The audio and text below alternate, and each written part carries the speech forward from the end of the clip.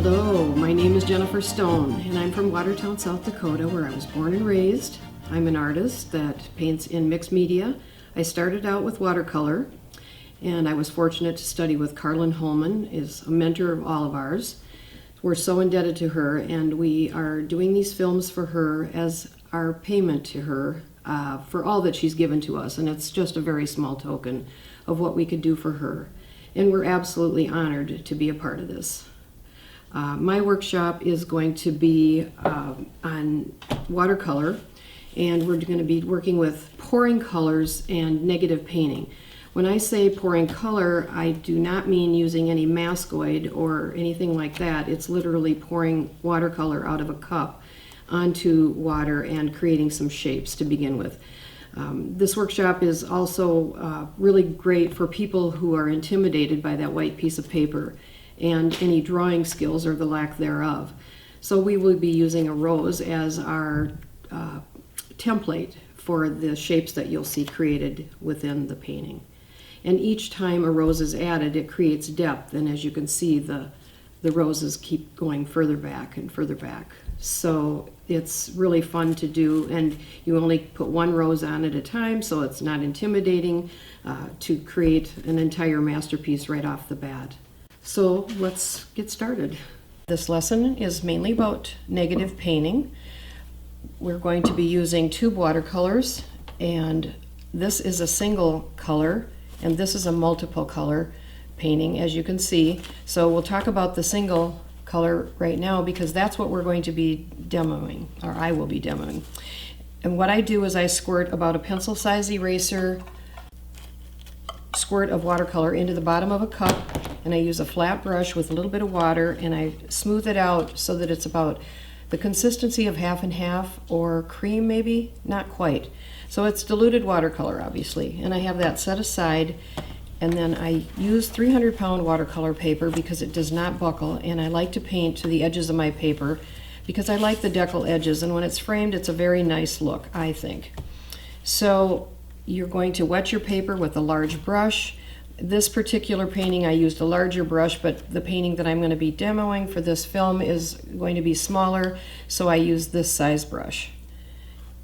You want to make sure it's not too small because it just looks like paintbrush marks when you wet it, and you'll understand when I do the demoing part on the pouring of the watercolor. This pouring is not the pouring that some of you are familiar with where we would be masking out shapes.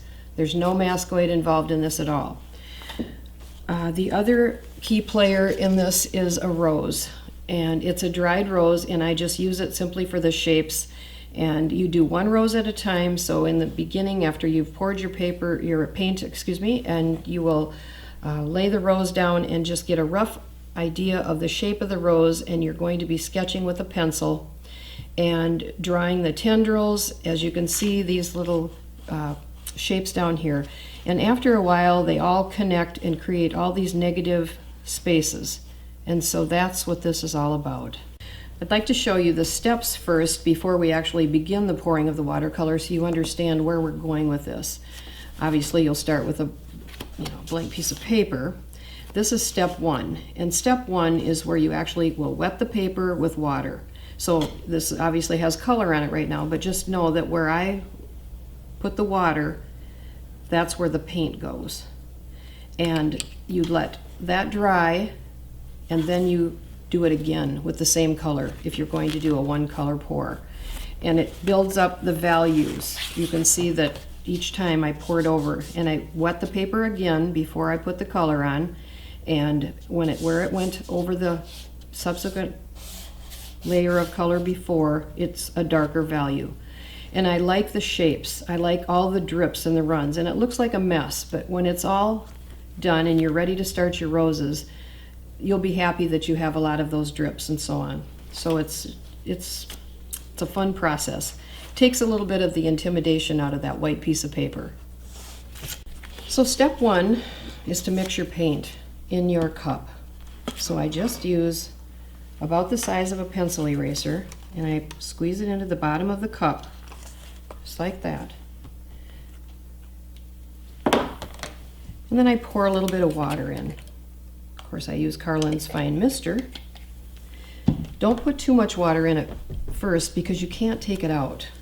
But you want it to be diluted enough so that it's not a real garish color to begin with. And so as you can see, I'm pulling the color down into the water so it's not a chunky mixture. So everything's nice and smooth. And I always double check everything because there's always something hidden in the creases of the cup. Now you can use pipettes, I think they're called, if you want to, but I've gotten used to using the cup and I just have always poured with the cup. So then you set it aside, have it all ready so that when you're ready to do this pour, you don't have to stop and mix everything up. Now you take a very, very wet brush and you bring it over to the paper and randomly scrape, push, drag, anything to get some shapes with water. And I don't want to cover the whole paper, obviously. I want to create some areas of white or leave areas of white. So I always check to see if I've enough, which I think I do. And then I just pour off a little of the excess and I let it set for a second because it needs to absorb into this 300-pound paper somewhat. So then I take my color, and I usually, on a piece this small, I pour in the center, but if I'm doing a larger piece, then I'm pouring in a few places. So for that, I guess I could kind of show you a little more than just one little area. So you can see I'm just going to pour just a little bit. And this happens to be Pyrrol Red, which is a very strong color. And I did this color by accident once because I wanted to use it up. I didn't like it. So I'm tipping it. And you can see that it only goes where the water was. And I'm letting it granulate and drip into areas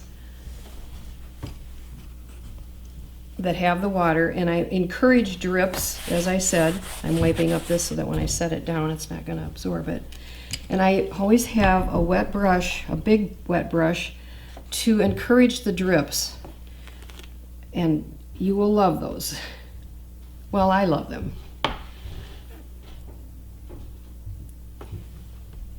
And I tip it different ways.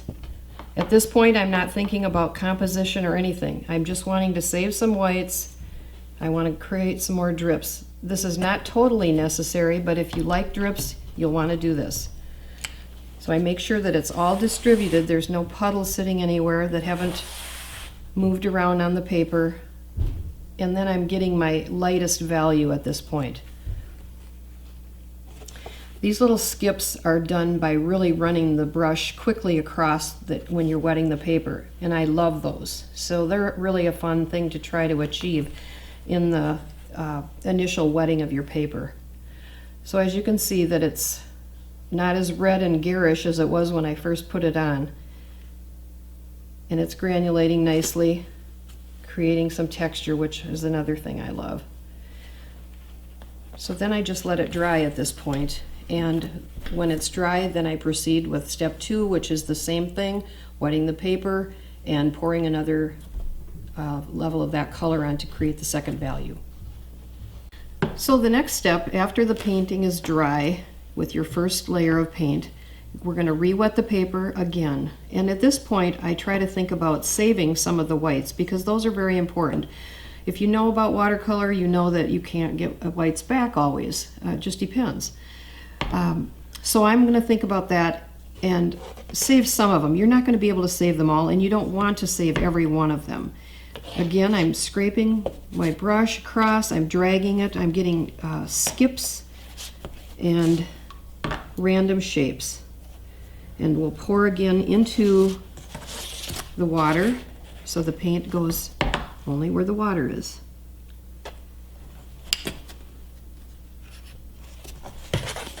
I'm always looking to see if I have enough because it's not a good time afterwards to pour it again. Okay, here we go. Our paint's mixed up over at the side from the first pour. So again, I'm going to pour it right onto the paper where the water is. Make sure you pour only where the water is, and then it'll travel. Looks pretty dark, doesn't it? But it will soften and lighten up. And as I said, I discovered this color by accident when doing roses because I didn't like Pyrrol Red. I thought it was too garish. And as it turns out, it's my favorite color to do these roses pours. Just distributing the paint around where the water is. And you can see that it's going over the first layer of color and creating the second level of value. I'm going to encourage a few of these drips with my wet brush. I like to use a big brush with really loaded with water.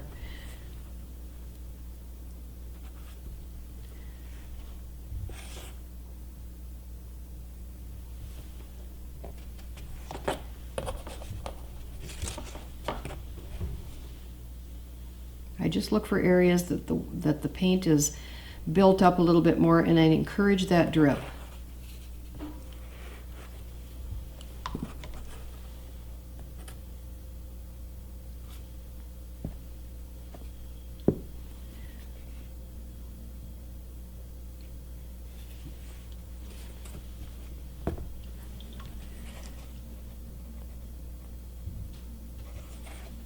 Fun drips.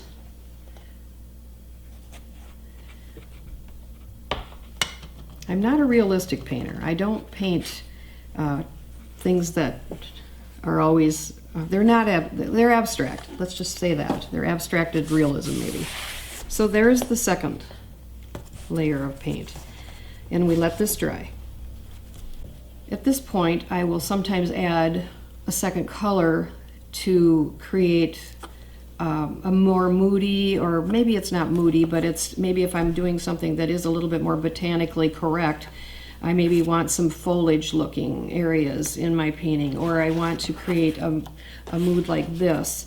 And so I have added the ultramarine turquoise into this painting, and so I poured just like this. With my third layer of color, I used the turquoise and created that color in there so that I could add the pop color, the turquoise. So that's how this one was achieved, and yet my main subject matter is painted with the Pyrrol Red. So this is another example of how that would go if you were to completely finish it in a smaller painting. But in this exercise, we're going to do a single color, and so we'll proceed with the third layer of the same color of Pyrrol Red on the one piece of paper. So again, we wet the paper randomly with plain water, and again, I'm going to think about some of these whites, but at this point you maybe can let some of them go. But I'm going to be adding a third value basically here, and a lot of times will lessen the amount of water that I put on the third layer, because now I'm just trying to create just a little more depth. Again, letting some of it drip off, using the same color, Pyrrol Red, placing it where there's water,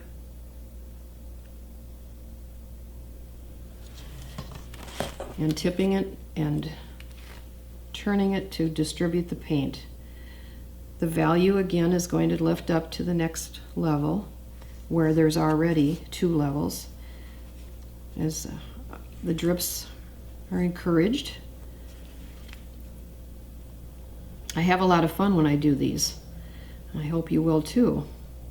Don't think too much about the end results or trying to create shapes at this point. Just have fun. Pour the color and let it go where it travels to. Again, I'm encouraging the drips with just plain water.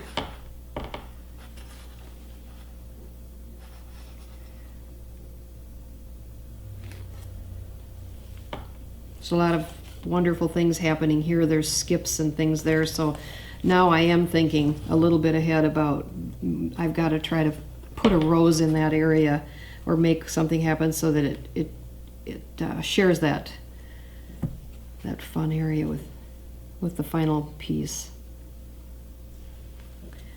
Always tipping to granulate it out, get it distributed so there's no hard color in certain areas. Then you let it dry.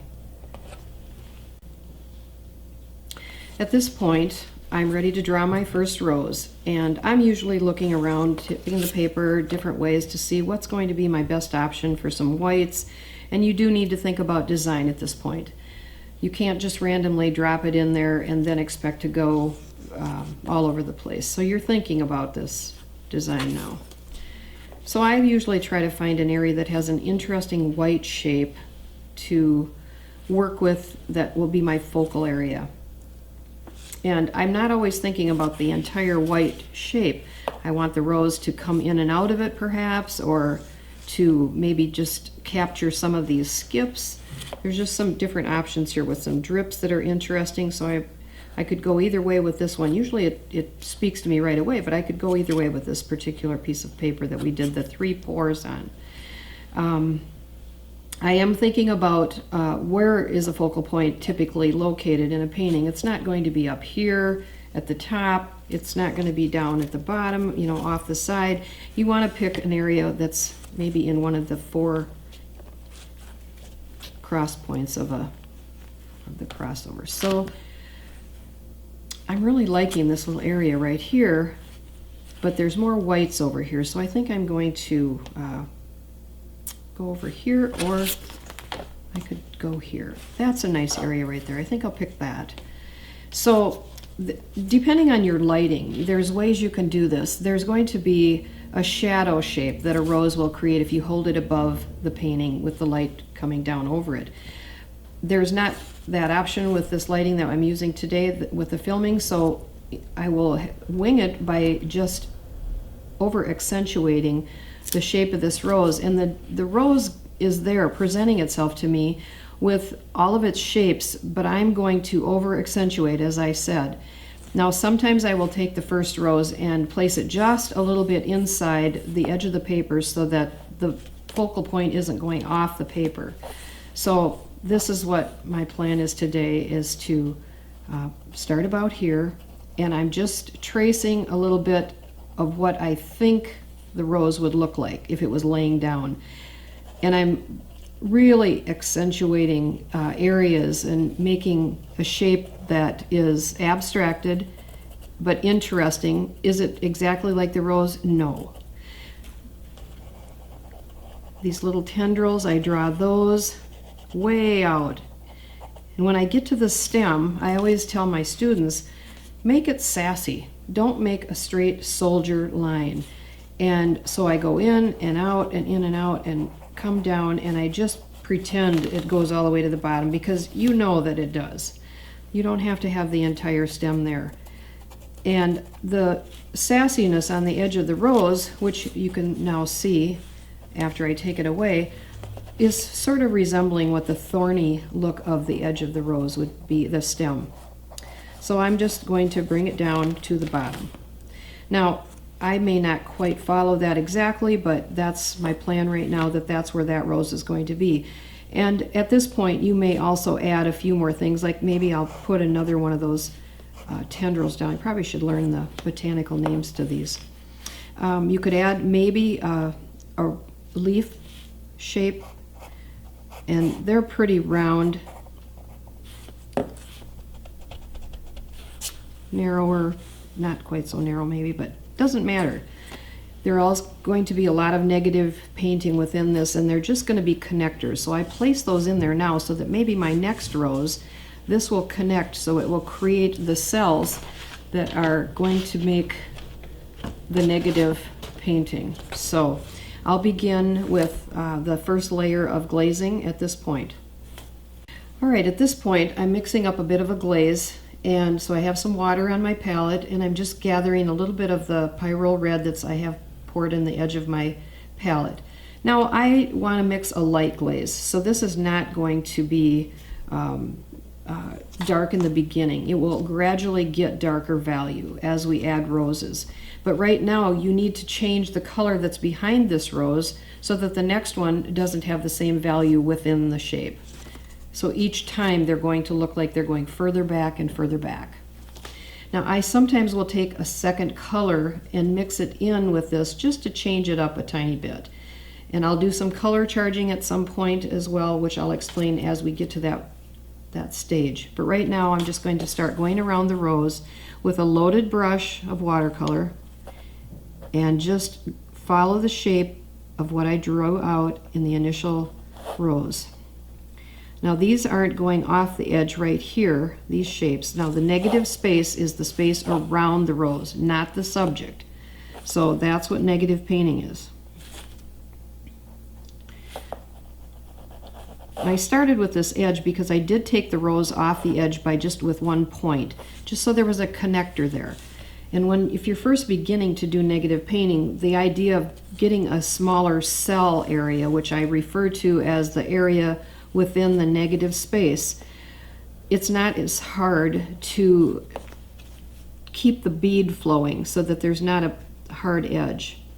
But don't worry if there is a hard edge, because with this type of painting, those hard edges are actually sometimes kind of another shape. It's okay. So I am going over those white areas now. And as I'm getting closer to this area, I'm going to switch colors. I'm going to actually keep this into an analogous color palette. So it'll be a little bit pink and a little bit of orange. And as we go, maybe I'll add a third color just to create a little bit more depth. But I'm going to follow the shapes of the rows that I've created, and I'm going to keep changing the color a little bit as we go so there's not a boring look with your colors. This color is New Gamboge that I'm adding with the Pyrrol Red, but I'm starting to get more into the yellow as we get down this side of the painting. Now, you need to always remember that as you are painting on this side with this color, you need to bookend it on this side. And that's a Karen Knutson trick that I learned, and it's an excellent tip because it would look odd if I switched colors and went to blue on this side. It doesn't flow. You need to repeat that color on that side, and then as you're painting along, you can switch to blue if you want, but you need to bookend it. So now I'm just basically going to lose this edge down here with the water to just kind of get another value, but it's not going to be as vivid as this is up here, although this is lightening up. As you know, watercolor dries back lighter than it is. So there's that. Now I'm going to come over onto the other side, and I turn my work so that it's easier for me to work, and I'm going to come up over the top, and there's the piece that I took off the edge of the paper so that it connects with something. And I'm still using the Pyrrol Red with a little bit of the New Gamboge mixed in, so it's a bit of an orange color. But as I get around this side, I might switch it up a little bit and add a little bit more Pyrrol Red just to punch it up. Now I have these edges, as you see, and I paint fast, so I'm going to remember that I need to take care of those edges. I'm not leaving them to dry. So come around here and maybe just use a little bit of the New Gamboge so that there's a little bit of a change. The next rose is going to have that color in it. So it's a little bit of a variety. My husband doesn't send me red roses. Sends me wildflowers actually, but it's fun to get a variety of colors. If you're an artist, you like color. So then I just am flattening my brush out and getting some shapes there that aren't solid, and I might just leave this for the next layer of glazing. Now here we are on that other side, so I'm going to bookend it with the Pyrrol Red, and it's going to create another level of color around this rose. The rose, I'm going to drop a little color charging into that side just because it needs to be bookended. And I'm going along the sassy edge of the rose that I told you, the stem, that you need to keep interesting, not straight. Sometimes for texture I do that and I lose that edge, but every time I add a rose, the color will extend out, and you will see that when we keep going with layers.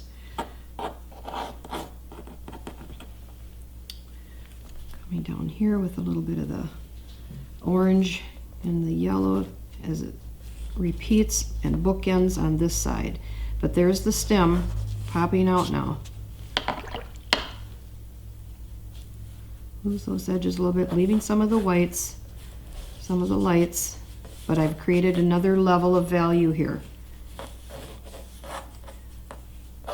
Okay, so some of those edges look like I didn't finish them off, but they'll be interesting when I create the next stem, and it won't be a straight color, or solid color, I should say.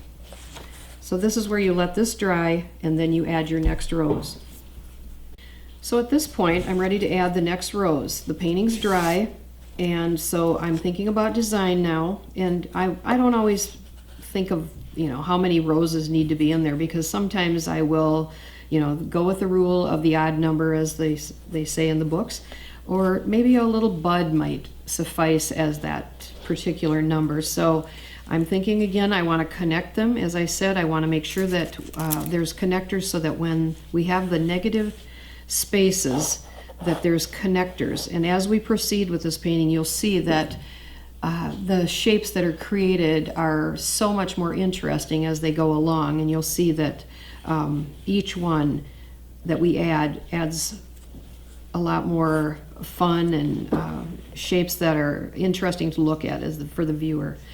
So they may not be botanically correct, but they make sense once the painting is finished. So right now I'm going to think about just connecting one.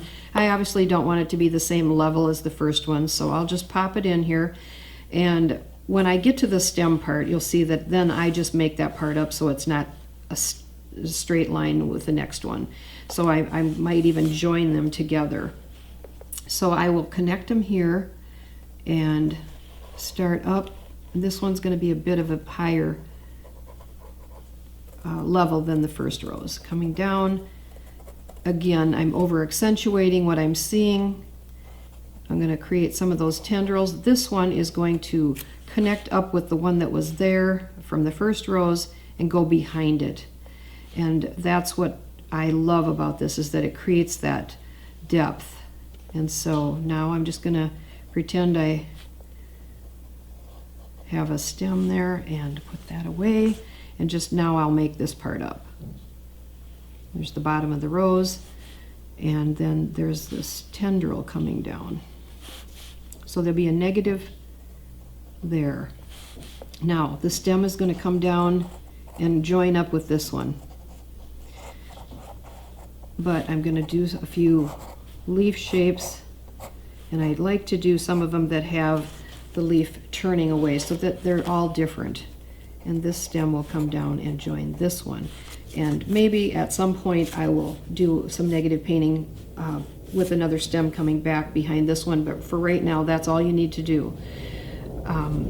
So now we'll work around this particular shape with the same values of color that we did with the first rows, and it'll be the same colors. I'll use the Pyrrol Red and the new Gamboge again. So again, use a bigger brush to do your glazing so you can get it loaded and have enough paint on there to go around and work the painting as far as you can. Now we will be going into these little negative spaces here, so then I will use a bit of a smaller brush at that point, but right now I'm going to start out with going around the rows. So I'm going to turn it to work for me and lay some color in there.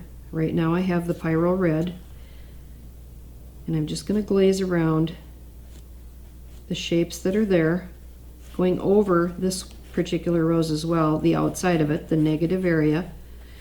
Now I'm going to add a bit of the new Gamboge just to change up the color a little bit. Keeps it interesting if you move that color a little bit each time and change it up. And I'll take it off the edge of the paper with a little bit of water here, and this one I will drag out to the edge.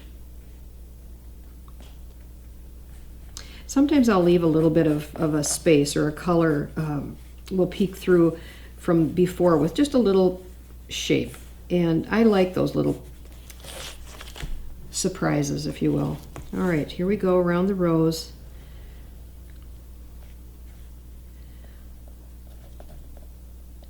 And I like to really over accentuate those shapes, because when it's all finished, it's got a big loop-de-loop, if you will, and it is more interesting than just this mounded shape.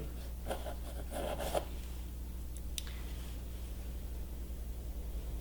little bit more orange over here.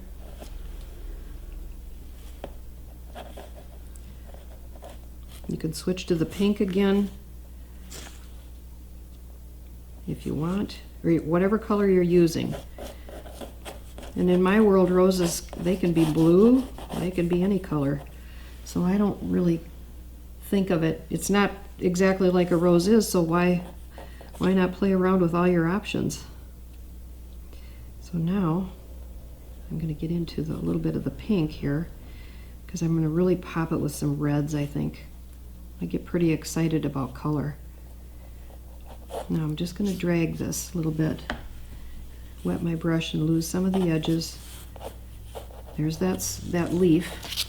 We'll go around that first, and I've got to bookend this because it's red right on this side, so now it's got to be red here. I'll drop a little bit more color in there just for a little variety. I'm going to soften this out a bit. It's good to have a brush with a nice point on it because you're going to be getting into some of those little areas and it looks a lot better in the end when you've gone into those areas because they're an interesting shape. So now I'm going to just drag this color over, lose that edge, and get some of those skips. I'll bring it down some with a little bit more of the new Gamboge because that's what I'm meeting up with on this side.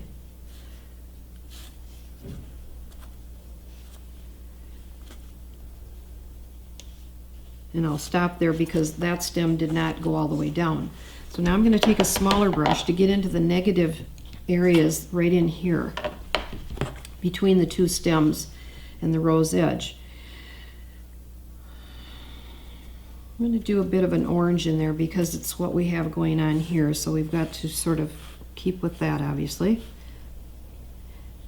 These will continue to get glazes on them as the painting progresses because there's going to be a dark running through here, and those will eventually probably go towards more of a, maybe even a purple or a brown. I haven't decided yet. I don't always work out all those things beforehand like some artists do. So now I'm going to bring it into more of the pink because, or the reddish, because that's what we have on this side. Going into that little area there because it's interesting. So just a light glaze in there. Don't get too dark right away.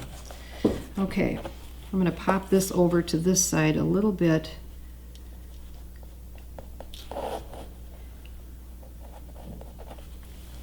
And I'm going to carry it out with water just to lose the edge. Just going around that one. You don't have to go around each rose the second time. You're just going to try to define that one, but you want to make sure that it's integrated into the one that's next to it. So at this point, then you let it dry. I should mention that you could actually do this whole painting with the same rose. I just turn them and I get a different look each time. When I'm using it literally to trace the shadow, then I might use a couple of them, but it's not necessary to have more than one really, because as you turn it, the shape changes. So sometimes I will get an idea for a bud by a shape that just comes from the skinny side of the rose when you tip it. They become narrow. So now I'm going to draw in my third rose, and at this point I'm going to draw another stem so I make sure that I have enough stems coming down here to negative paint around. But I do like to join a lot of them up to, because in the end the viewer probably won't go in and count all the stems that, oh, are there 5 flowers up here, but there's only 3 stems, but sometimes they just disappear within the negative painting. So I think I'll draw one that will connect up with this one and maybe go off the edge of the paper. So we'll connect up at this point with a smaller rose as well, so I can continue to have a variety of shapes. Maybe make this one a bit more narrow. So now I'm going to lay the rose down and just improvise with what this shape would have been. I'm going to make a tendril to connect up with that, and I will come down here, and this tendril coming up here, and we'll maybe make another one, as those shapes are very interesting to negative paint around, and they're also great connectors for the next rose perhaps.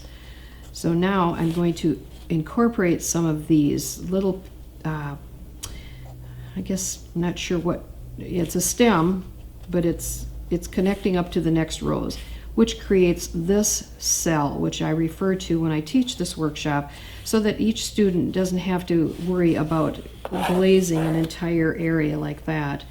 So, and I also don't want all my stems to do this. You know, there might be a little bit of that in nature, but in nature there's also the wind blew the rose and it's tipping or something like that. So I try not to make the roses all look like they're lined up. And so then this one maybe will come from over here. So I will draw this stem down and then it maybe will tip that way. This is when I start looking at the design and think, well, I need to balance it somewhat, or I want to connect something off to the side. So I'm thinking here, there's an area right here that's just saying this would perhaps be a little branch coming up and going up. So now I've created another cell within that area. And that's what these will begin to do now. They're just going to speak to you and tell you that you can add a negative shape here and there, and it's not necessarily intended to be that way in nature. So I want to make that line up a little bit more with that. And so then the next one will come up within that and weave through. That's what I like to do, is just weave them through. I think I will take this one completely off the page on this particular rose here. And again, it doesn't have to make sense. It's just going to go off. Sometimes in the roses there's little areas that the light peeks through, there's a hole, and so I will just even paint that in somewhere. And it's another little interesting shape, which I'll show you on some of the more finished pieces. This is another time that you can add more tendrils that maybe would be coming off of the roses, so that it would be a connecting shape again. But for simplicity purposes, we'll just go ahead and glaze into this one now. So you'll see each time they'll start to reseed because of the previous glazing that we did. Again, I'm just using the Pyrrol Red, but at some point I will probably add just a little bit of French Ultramarine Blue to take it to just a little bit of a darker level. I think we're still safe to go with this at this point. So I'm going to turn it upside down and work with the top first. So I will go over to the rose that was prior to this one and start there, and then I'll bleed it out with maybe the new Gamboge. So it's got a level of color, but it's a lighter value color.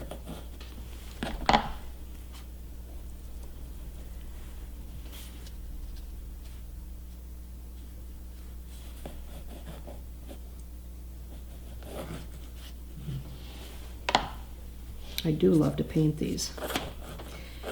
So now I'm also going to think about, sometimes there's a stem that comes out of a bouquet of roses, or there's a twig or something. So I've just made a line here. And when I do another glaze, I'll leave a line there so that it looks like there's a stem coming out of the top, and that will, again, will make more sense as we get further along.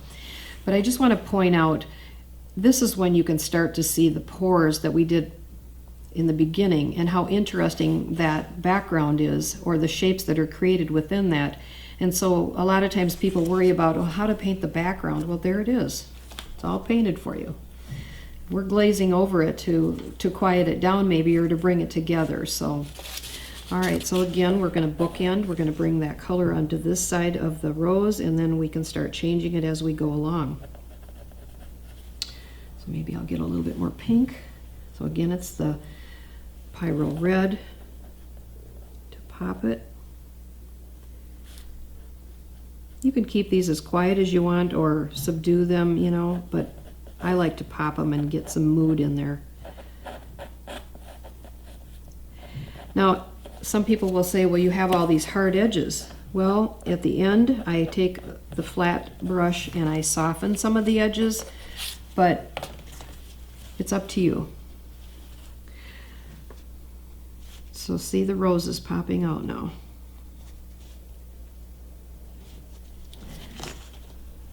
I'm going to work on this side of the stem right now, but I will come over here and then I'm going to create those cells that we've made with those stems and the leaf shapes and the tendrils.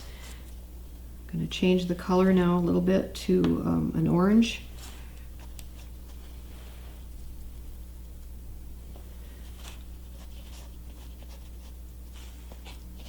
I don't want to lose all those whites over here, so I'm going to soften a little bit. Some water. Now there's a leaf that overlaps this stem. The stem goes behind that leaf that came off of the second rose. So I'm going to go around that, and the stem actually goes behind the whole thing. So we'll just paint around that, and it'll all come out as we paint subsequent layers of glazes. So now I'm just going to lose these edges a bit and change this up to more of a pink. Change that color so it is interesting for the viewer. It's also interesting for the artist. Some of those little shapes I said earlier, I like to leave some in there. I don't always cover everything up. A little bit of the history is showing through. Switching to the pink. So this will be a monochromatic painting.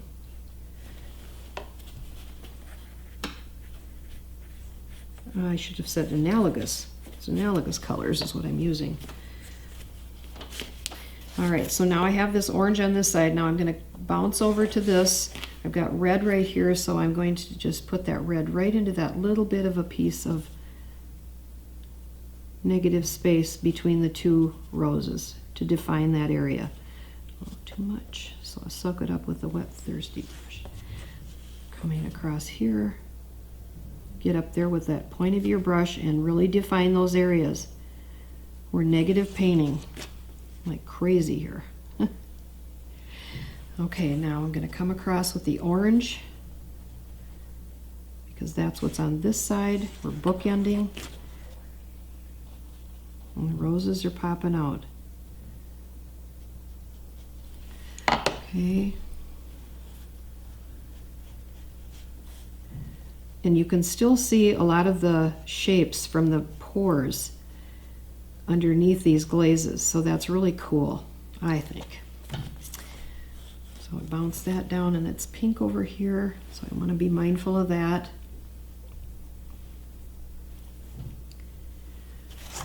Here's a cell. These are the cells I was referring to that are really important to start to create, because then you're going to add the interest to the painting as you're looking through it, and it'll guide the viewer around. And this one as well will come around this leaf, and you'll see that leaf pop out.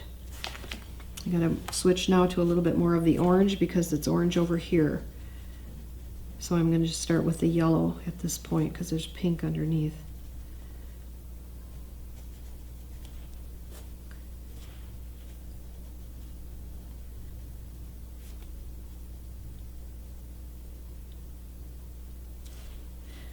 A little bit of sassiness right there, and I want to get that in there because I'm kind of a sassy girl.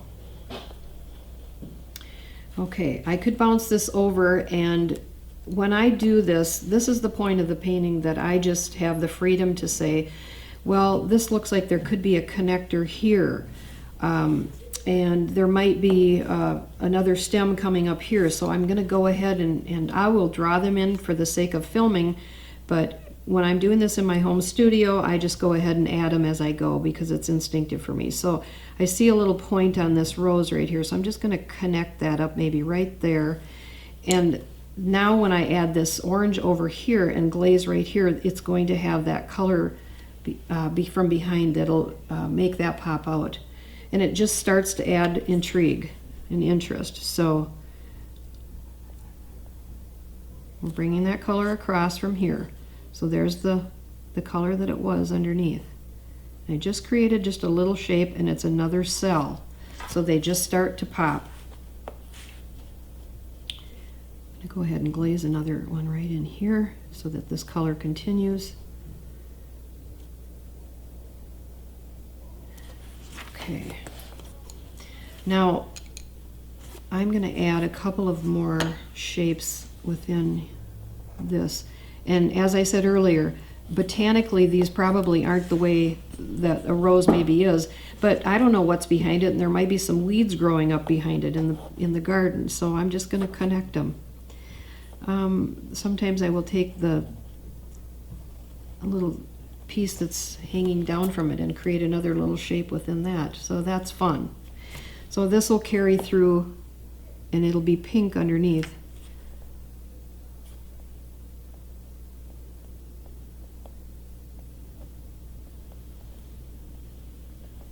Interesting shapes, that's all I'm looking for, and I'm also looking to have a variety of shapes. Now this is also when I will take some of those areas and take them off the paper without drawing it. I'm instinctively just putting it down, the paint, and leaving a little area there. Come down below that little piece there. It doesn't look like much, but it will as the painting progresses, and it'll just be more interesting shapes to look at.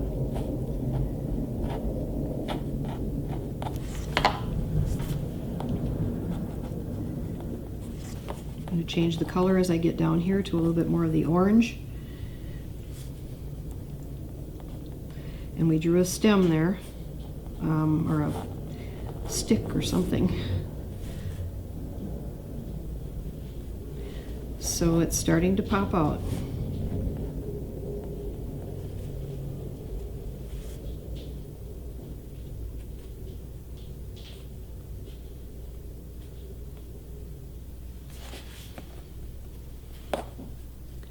Now I did draw the stem down here, but I think what I want to do is also draw another stick or something that's going to connect somewhere. So, but I don't want it to be the same as this.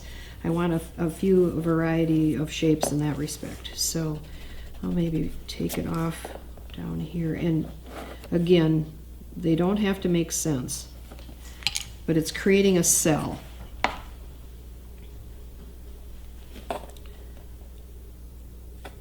But I have to add the value of color here so that the next stem I draw is different from the ones that are already there. So that's why you do a bit of a glaze throughout, and you don't want to get too dark right away, because this will eventually add some dark so that there's basically a dark pathway that will lead you through this painting.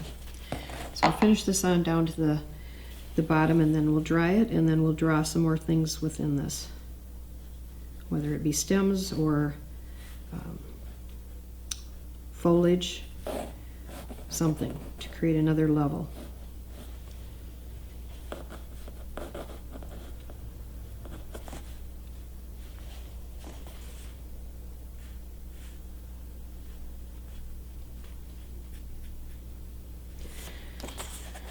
Okay, so now we dry. With my designs, I like to take things off the edge of the paper, and I like to give the viewer some of the credit for finishing the story. I think it's important to intrigue them, to draw them in, but not tell them every detail. So with this particular rose, I'm going to take it off the paper, and I think I'll draw another one that will have tendrils that will come down to connect with the ones that are already there. So again, I'm just using the rose as my guide to shapes and so on. But this one will go off the paper.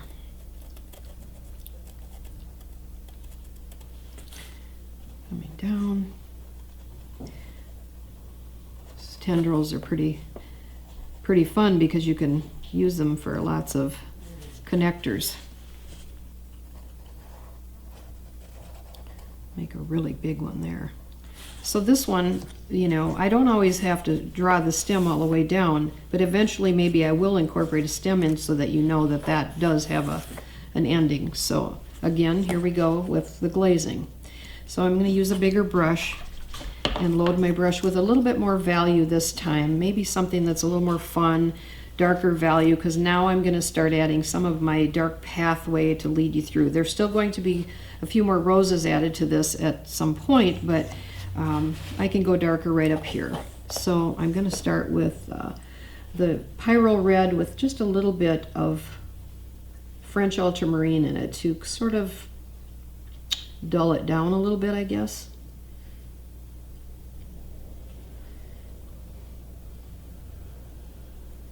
So again, just a light glaze color, but yet I'm going to add a deeper tone this time. So, and here we go. Nice. I like it. It's going to pop things a little bit more now.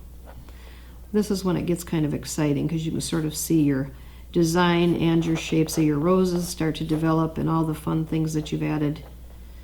And I try to, when I start to get up close to the next rose, that's when I will leave just a tad bit of what was there before so that I don't lose all the history.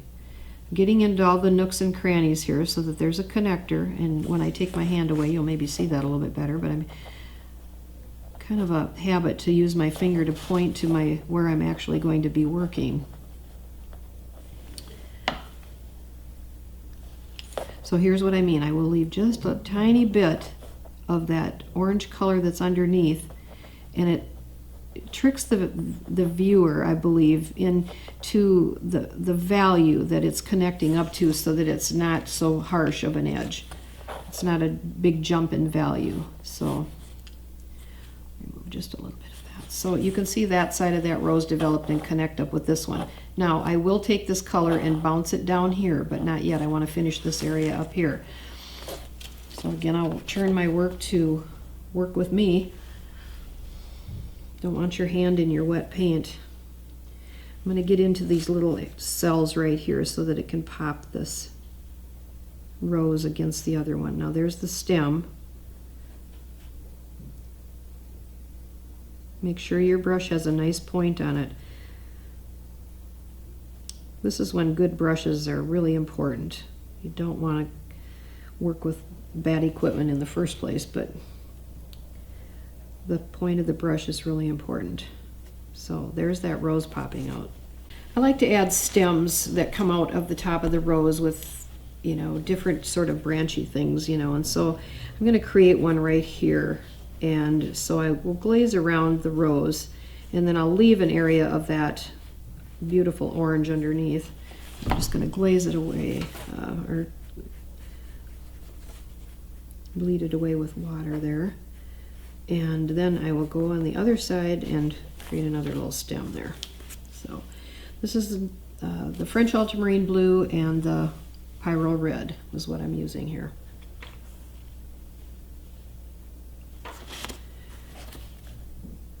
I make it pretty thin. I like it to be just a thin little stick that's coming out. There's just something about it that it just leads the viewer in and out a bit. So don't always make it straight because a stick isn't always straight. There's usually an edge on it that is thorny or has buds or something. So there's that. And then I'm going to take this all the way to the edge. So I think that's really interesting myself. I normally work on a bigger piece of paper for my paintings, but to accomplish this video I needed to work a little bit smaller. So now we have that color here. Now we need to bounce it down here, and if we're going to change things, then we can change the color as we go, but I just will be mindful of that. But at this point I want to add another rose or something down here that's going to be a bud or something like that. So we have 4, and maybe we'll do 5 or 6, but this color will also be woven in within these little areas as well for negative spaces. So this one, I think I will make it come behind this stem, and it's going to be smaller, and I think I'll do another one that will connect to it on the going off the page, but I want to incorporate this one into the painting so it's behind, and this color will be back down here, so it'll look like it's behind. So you don't want to have it necessarily right in the middle of that stem, so I'll bring it so it's going to come just barely on that side of that one, and then do some tendrils. The stem might come down there. The top of it I want to actually come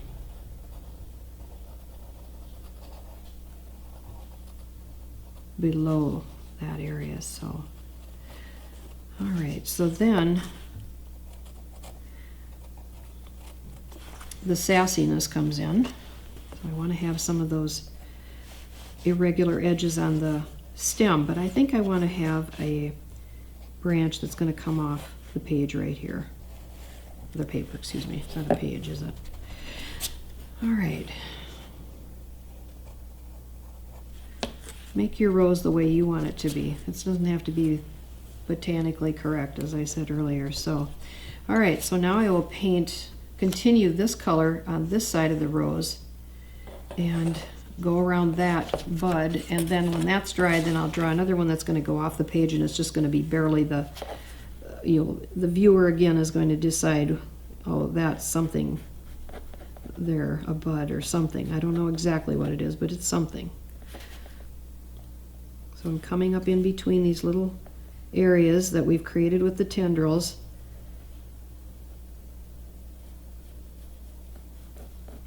Painting to the edge of the paper.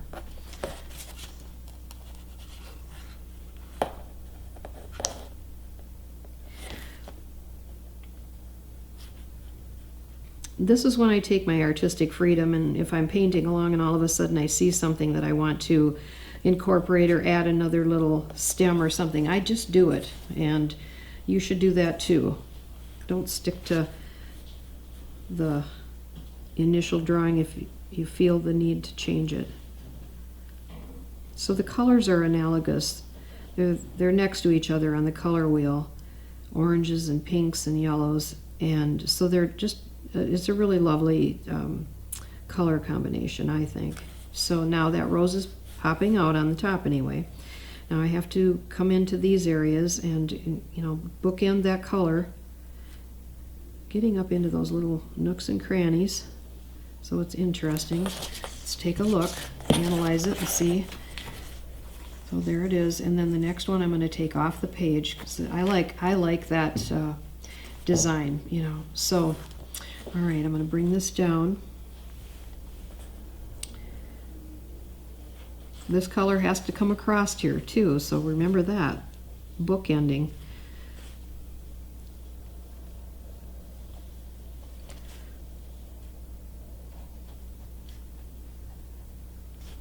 I owe a lot of credit to a lot of my art friends who have taught me a lot of things along the way, and of course Carlin Holman, our mentor, is one of them, and Karen Knudsen has been another mentor of mine to help me get stronger in my work as I've become a teaching artist as well. So here we go around that one, and I guess I should give it a little, I take it off like that, and there's a little bit of a space, and it's just that sassy edge I told you about. Getting into some browns, the way it looks here. Okay, I didn't finish that stem, so that's something I better do quickly. And this one I don't want to line up with that one necessarily, so you can see how I do my jagged edges on the rose. I'm going to do a stem there, get rid of that area so it looks like it did come out of there. And it will eventually come up through here too, so I'll draw that in right now. So when I get my brown color going that direction, I have a little bit of orange peeking through, which will be really quite nice. So, all right, so bookending, and then I think I'll lose this to a lighter value when we get down here.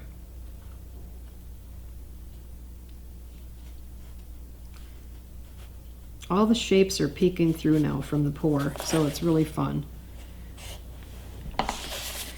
Maybe just use some water here to soften that edge, carry that color down a bit. You have to kind of keep color coming down to the edge, otherwise, or to the bottom, because then you will have another value to work with. Otherwise you end up with this light value, and then you have to decide what to do with it. And when I teach, I tell people, well, you know why I know that? Because I've done it. I've made that mistake. That's how I learn. A lot of times through my mistakes. Being a self-taught artist, you do a lot of experimenting, and taking workshops along the way is a bonus for me, and I'm actually still doing that. I love it. It's a treat for me to take a workshop. I don't know everything. All right, so now I have to kind of keep this color coming down a little bit more here and bookend it over there, and then I'll soften that and it'll blend in with the other side of the stem. I'll pop out the next the next stem that we put in.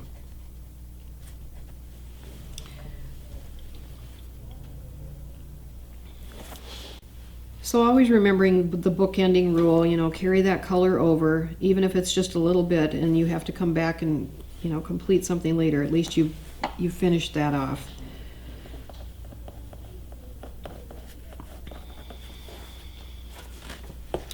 So I'm up here now where I need to bring this color over again, the bookending, and I have drawn a stem here. So these are cells, as I've said, and each time I put a glaze in, I try to add something that's a little more interesting, another leaf, another stem, or something. And it's going to create another negative shape. So I'm coming up against that stem right there. It's very small, but it's a shape.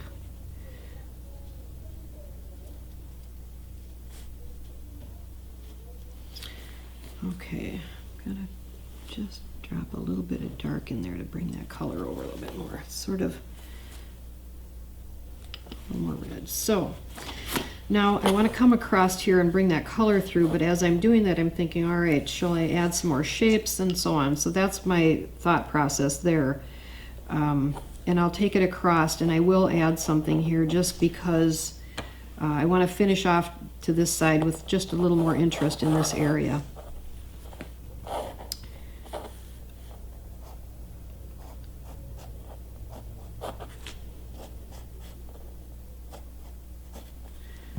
Very little shape makes a difference, and I wanted to make it different from this shape, and it's not the same as this one. So we'll go in and we'll pop this color in here. Again, it's going to just add another value to this area. I'm going to get that little spot too.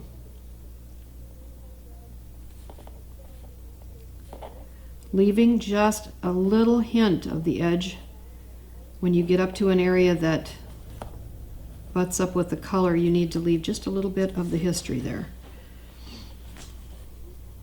Okay, I'll bring this color over into this. I don't want to make any more shapes within these shapes because they're already small enough.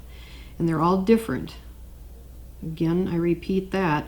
Keep them interesting, different from one another, and as the colors go on there, you'll see that it really pops those negative shapes out.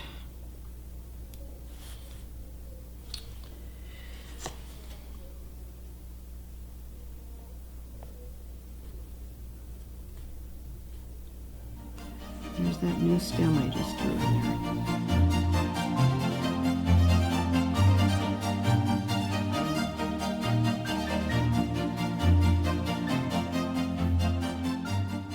So at some point, a pencil doesn't show up as far as sketching goes, so I will take a white watercolor pencil that is water soluble, so you can remove the lines if you wish, to do a little bit more sketching. So I want to draw another rose here, basically kind of a bud that's going to go off the page, but this one I want it to be a longer one and maybe have a exit point there, if you will. So I just look at my rose sometimes just to get an idea of what the shape is going to be and what I want to do with it. So we'll draw a little bit of a stem that's going to come down maybe and join up with that one a little bit. It's going to have a little bit of sway to it, swagger. We'll draw a stem that connects over, and then I'll draw the tendril there, and the bud can just be behind that, and I'll come down with that maybe so it's a little bit of a different shape. So you see you can remove some of those white marks with just a damp brush. So I'll come in. All right,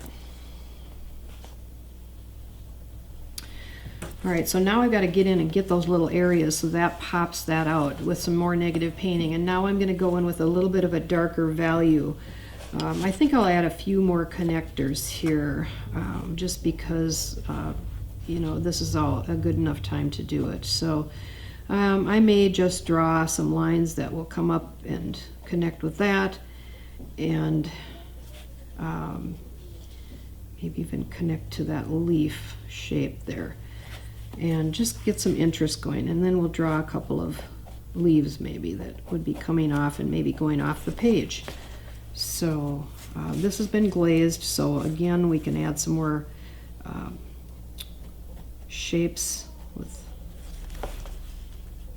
stems or leaves, and I'm going to add a few more leaves over here.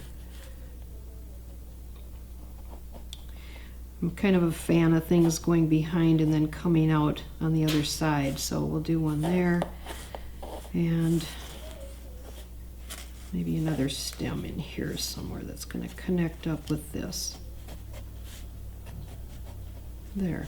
I don't draw too many things at once because I want the values to change, so each time you glaze, then that will change that up, but I think we're at a point now where there's enough there. So again, I'm going to go in with the Pyrrol Red and a little bit of the French Ultramarine blue just to kind of give it some depth. I'm going to go around in this area to begin with because I'll connect that within this to create a dark that's going to flow through this painting and keep the viewer interested in looking through. So we'll start here. So when I do this, then I go over the white pencil mark because then it just gets rid of it right there. Now, having said that, a lot of times I'll go back in with the white pencil and make marks with it, but right now I just want to get rid of it. So this is what I mean by, if you can get in there and really see this, I like to leave a little bit of the history, so there's a little bit of that little bit darker brown glaze right there, and I'm going to just leave a little bit of that showing on the edge of these tendrils and as I get up to the rose, so you'll sort of see that. And it just is a value jump that doesn't go from that dark to light. It just is, it's barely visible, but it's there, so it sort of tricks the eye, I say. Take a look.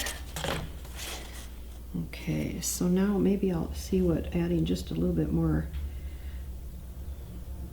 of the French Ultramarine. Drop a little bit in there for color charging just to darken it up a little bit more, because I want this one to look like this is going to be probably our last glaze of the dark to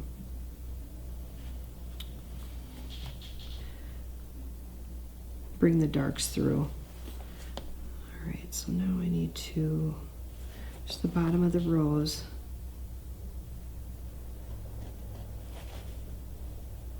Get a little tendril in there. Come in here. Show the stem.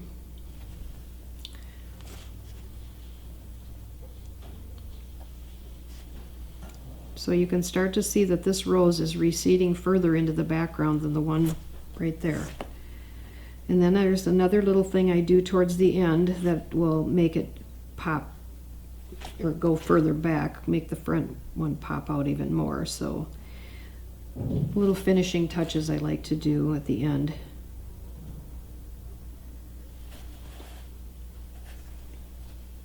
So as I'm getting down here now, I'm not going to have it be as dark. I'm going to lighten it up some, but I have to bookend it.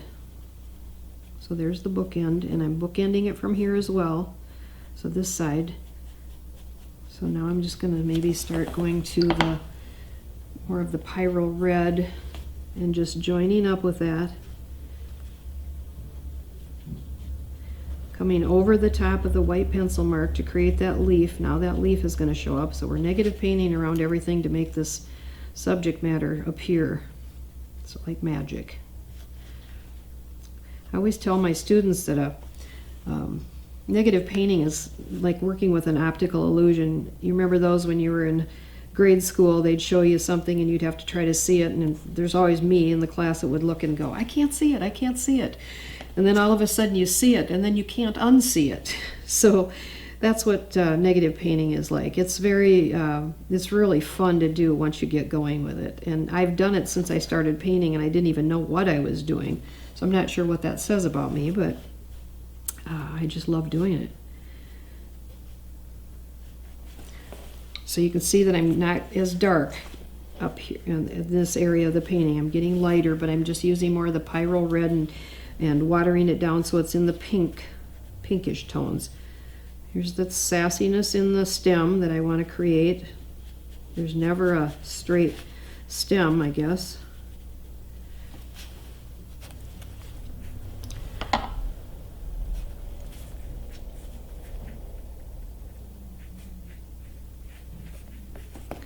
Take it off the edge. Okay, so now I'm going to bookend here.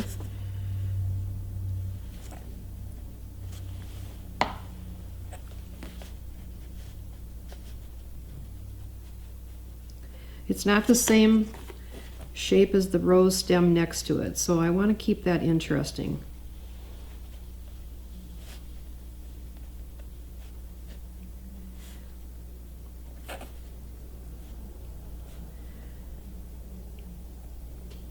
There. Okay, so now I've got a few more stems here that I want to work with. Bring those in.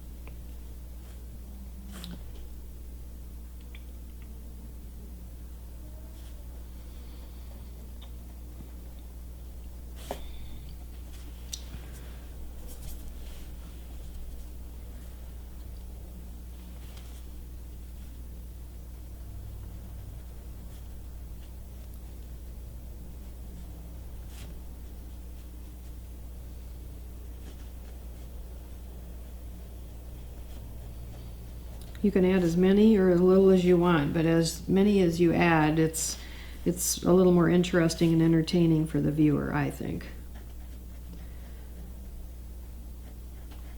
Sometimes I tell my students that you have to come and take the brush away from me when I'm negative painting, because I keep adding more and more and more until it's so busy that sometimes you can't see any bare paper anymore. There's all these intertwining stems and leaves. Okay, so now bookend that a little bit. This is when I just add a few here and there that maybe weren't sketched in.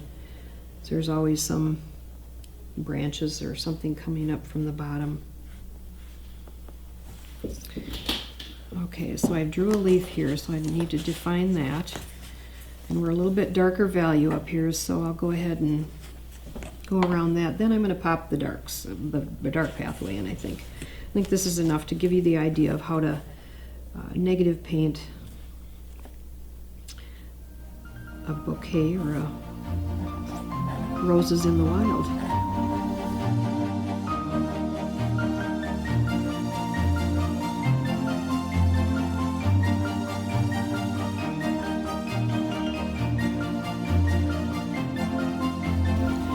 This is when I do add a little bit for when I right in here to pop those darks through there.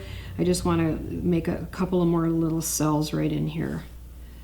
So again, the white pencil is really helpful to see my marks.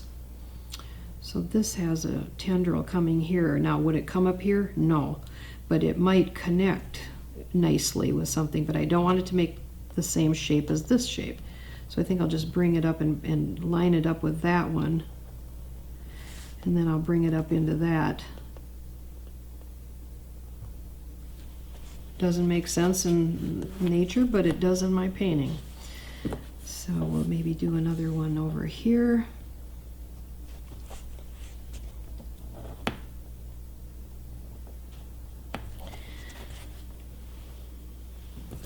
Oh, that's good.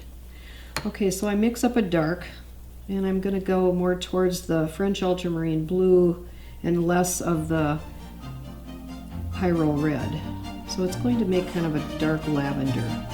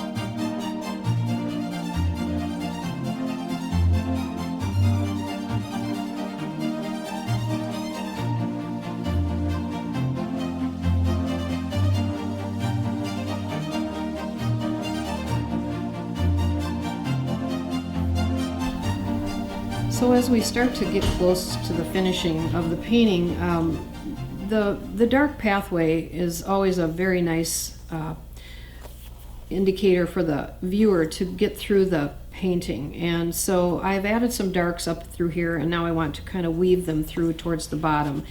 And then you dry it, and then we'll look at some other options that we need to do as finishing touches. I see some lighter areas here that I told you in the beginning when we started pouring. Make sure you save some white. You can always get rid of them. So here's the case at hand right here. You'll need to soften those up with just a light glaze of something muddy from your palette, actually, is all I ever use. And a very light glaze. And you almost can't tell that you're glazing it because it's so light, but you're just knocking it back so the lightest light is up by the center of interest. It can be lighter up in here, but not at the bottom.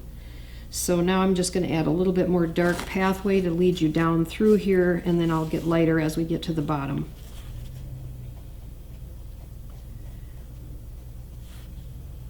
I'm just weaving it in and out, leaving a little bit of the color that's at the edge of the stem so that you can still see a little bit of the history that's there. I need to add a little bit more French Ultramarine blue to this.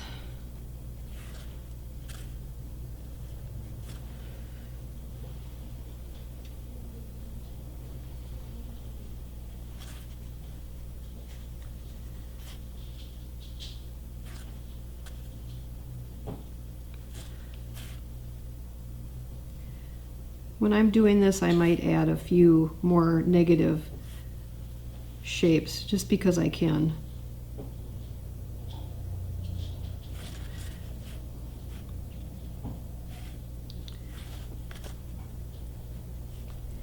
Doesn't mean you take the darks all the way to the edge. I'm just going to weave them in and out of the stems. And as I get out towards the edge of it, I'll soften that edge. I'll put it up here because I'm bookending it again, but then I'll just wet my brush, get some of the moisture out with a wet, thirsty brush, and I'll take the edges over and it lightens it up. It's a softer value.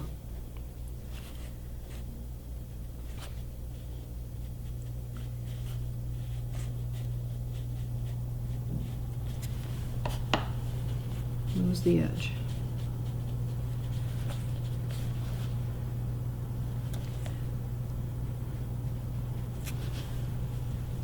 And soften the edge.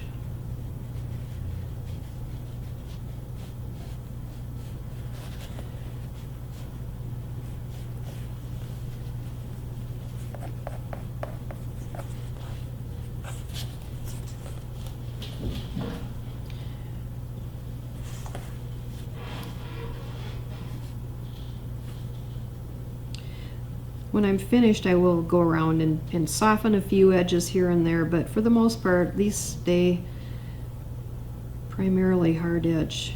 But you gotta have a little bit of a mixture. Hard edges, soft edges.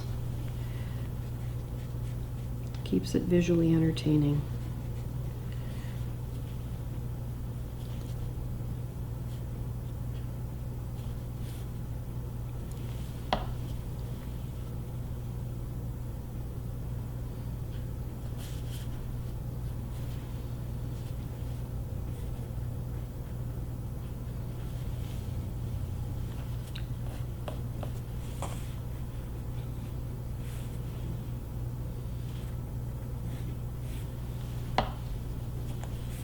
Taking a picture of your painting and taking it to the black and white option on your phone is a really good test to see if you've got your values and if you've got your pathway and so on. I do it with every painting that I do. And people ask you, how do you know when your painting is finished? Well, that's a pretty good indicator for me. I look at that, and if I have all those things lined up right, then I'm ready to sign it. But I don't sign it right away. I wait till the next day because I go back in and I look at it then with a fresh eye, and then it says, yep, you're satisfied. So weaving the darks down to the bottom.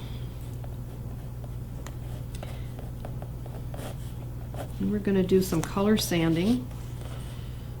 I see this color's a little bit different. I want to just sort of reinforce it. To pop some things, that's an option you can do or not do. I do it once in a while. Learned it from Carlin Holman.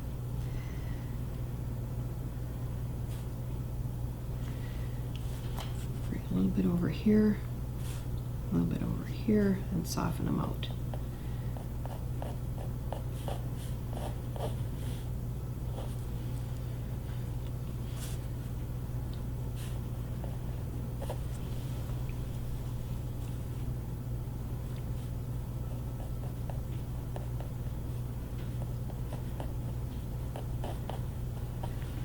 You can put salt in here if you like using salt. It gives you a little bit of texture. I haven't done it on this one, but I do it occasionally, so it's kind of a nice textural technique. Okay, I need to look at my own painting here in the camera. All right, so I think now I can show you some of the finishing touches with color sanding and also popping the flower that's behind the other one out a little bit more. So I'll dry this and then I'll be ready to go.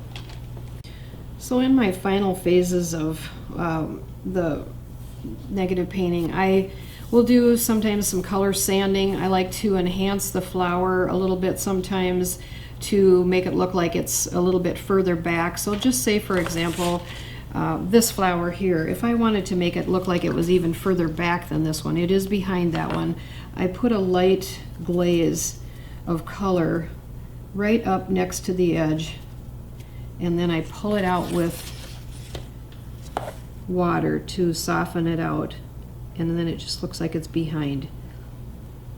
I like to use the color itself. You could use a cobalt blue to kind of make it in shadow like you do, but I like to use the color, and it just pops it a little bit more, so you can sort of see that that one went behind this one. The same with this one. This one's behind the first flower that we put in, so I'll just put a little bit of a glaze right up next to it here. And sometimes if it's the shape is there, like that one that is from the pour, I might even just follow that.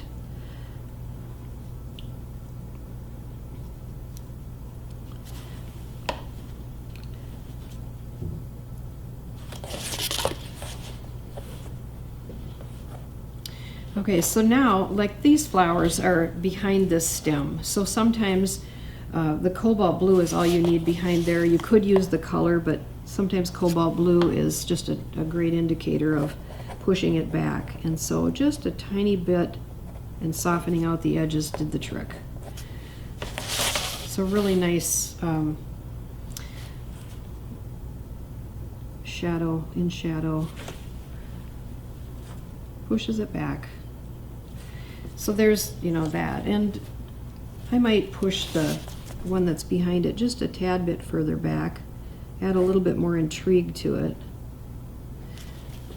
And with about the same color that I used in the background, and just soften the edges. So it pushes it back a little bit further.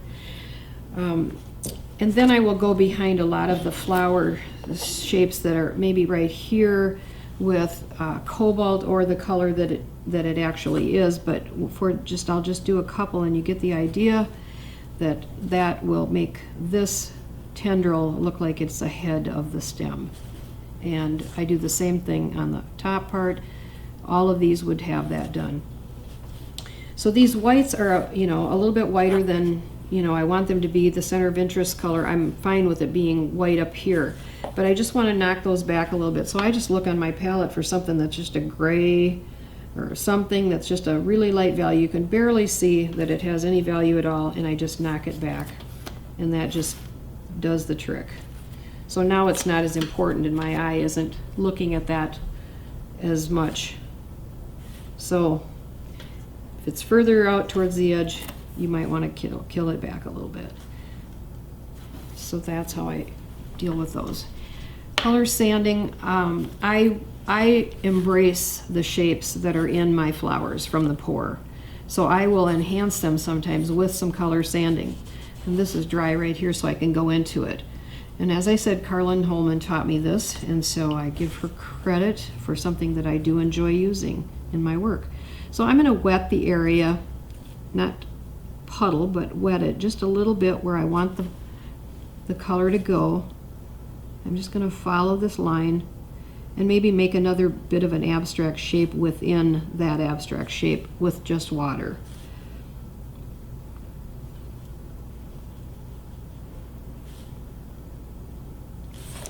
I kind of check it by looking at it to see where it's wet. And then I'm going to color sand with actually a red or a burgundy color. And I just sand right in over the top of it, and sometimes less is more, so don't overdo it. And I'm just enhancing it. Sometimes I'll use black just to kind of pop it a little bit.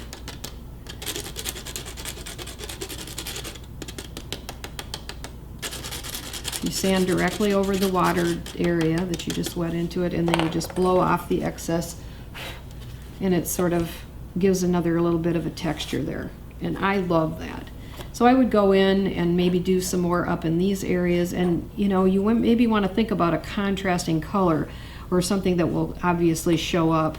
You know, maybe in this area I might use the same color, and I'll pick out an area here just to repeat it and to bring it across. And this is the center of interest, so it's going to be a really nice pop in that area.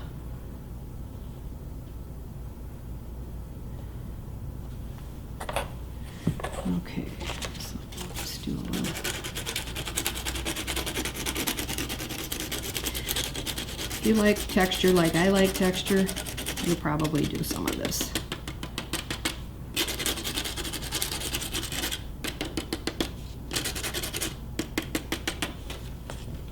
And take care of the excess, and there you have it. So it's really a nice, you know, connecting area as well. I think if it was, I could do one more little area right here, and then I think I would call it good. Other than to add some of my shadow shapes perhaps. And okay, so that's, don't want it to puddle too much, otherwise the sanding will just stand on top of it.